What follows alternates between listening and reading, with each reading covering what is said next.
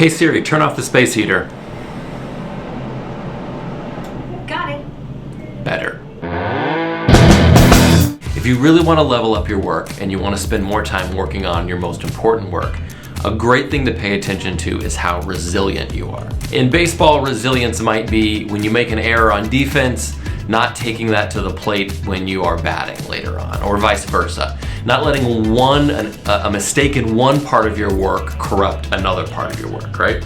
The ability to have something that is suboptimal occur and move forward with purpose, not let that change how you proceed because something negative happened and now you let it ruin your entire day or your entire week or whatever. For example, right now, someone is cutting on the outside of that door because I didn't put the recording sign on my door, and it's not ideal. The ability to be resilient will have a massive impact on your ability to be successful.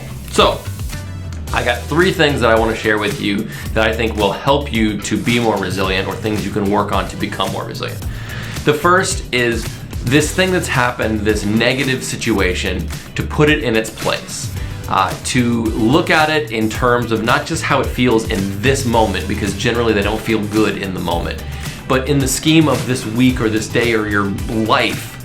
How does this stack up? Is this really something worth getting excited about? Once in a while it is, but for the most part, it is something that is small and that you need to be able to say, man, this is an isolated thing. This does not have to color my entire day. 2 is choose gratitude.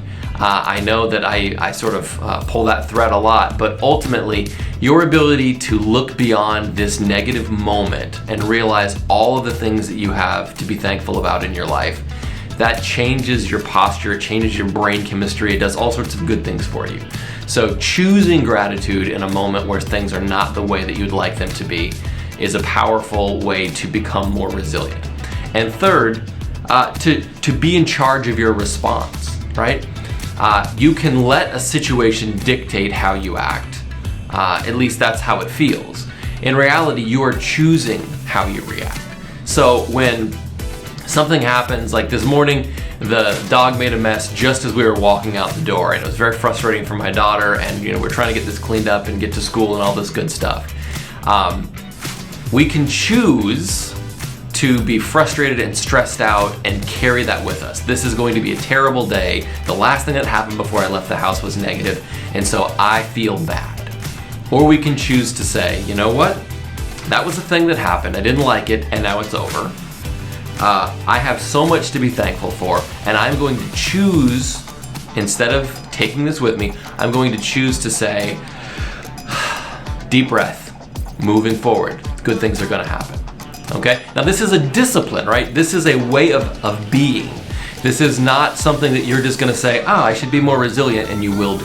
You're going to have to choose to be resilient over and over again. You're going to have to be disciplined to say, instead of this, I want this.